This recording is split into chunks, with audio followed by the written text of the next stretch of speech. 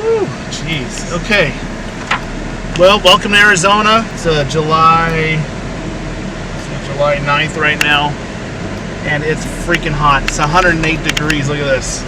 My seatbelt just burned my hands. It's so freaking hot. But we're going to an appointment in Mesa. I just wanted to talk to you real quick about what you need to bring with you on the appointment. What to do before you meet the seller. So you need to do your homework. You need to research the property. Most importantly, you want to get as much information from the seller as possible before you even go. You want to find out why they're selling. What's the situation? How much they owe? What are they asking for the property? Now this particular deal, it's a JV referral. We do not have an asking price. I haven't talked to the seller yet. I'm just going to meet the JV partner and go through with them. That's the one thing I really like to always get. Even if we're a ballpark, I want to get a ballpark figure, something close to what they're asking, okay? And sorry about the AC and the wind blowing, but it is freaking hot here. So I do know that the property is free and clear. I do know that the seller is selling because of health issues. The person we're going to be meeting with is the seller and a relative that's kind of helping them with the process. It's considered Mesa, but it's on the border of Gilbert, Arizona. Most of the time, most of the wholesale deals we can sell in this area are selling around 80% of ARV. Okay, to give you an idea, this particular property, and I haven't seen the condition yet. You know, we need to go through it and do all that. But whenever you go to the property, you need to know what your ARV number is, what the after repair value is, what the retail price is, once it's all fixed up, okay?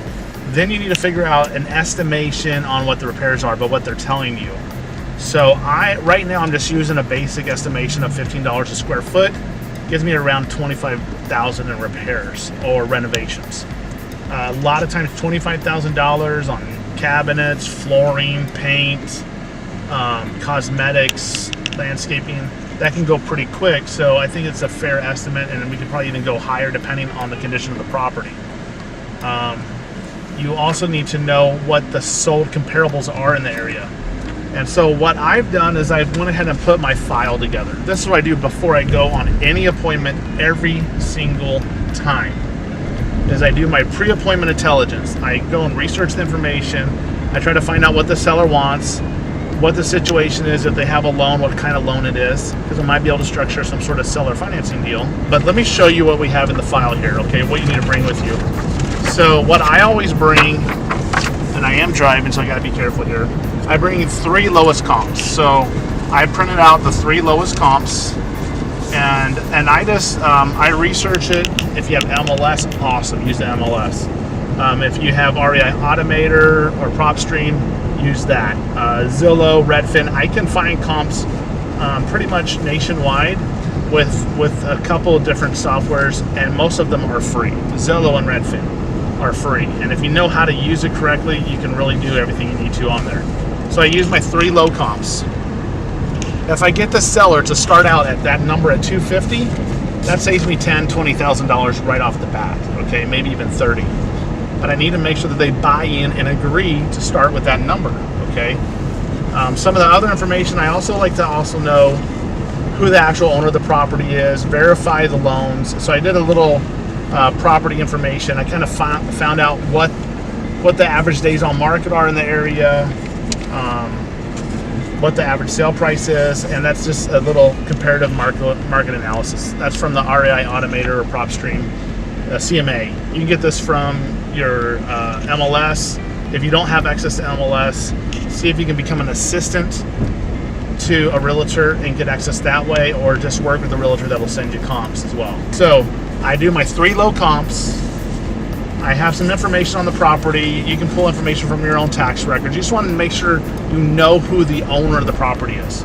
So when you go to negotiate, you're actually negotiating with the decision maker. That's most important. Okay, I bring 2 contracts. And the reason why I bring 2 contracts is because a lot of times I mess up, or the seller wants a copy. So I will bring 2 copies of the contract, one in case I mess up, or the seller wants a copy, I have an extra copy right there. So I always bring 2 copies. I also bring what's called an authorization repair sheet. This allows the title company to be able to pull the payoff, if there is one, to find out if there's any liens or judgments. It kind of helps speed up the process of the title. So I always do that and have that filled out ahead of time if possible. Okay, and then the last thing here is the property repair sheet. The one I use is just 2 pages, and it really just gives us the basics of estimations, how much it costs to rehab a bathroom, how much it costs to rehab the kitchen with the cabinets, how much a roof costs, how much it costs to paint the house, okay? All this stuff is important.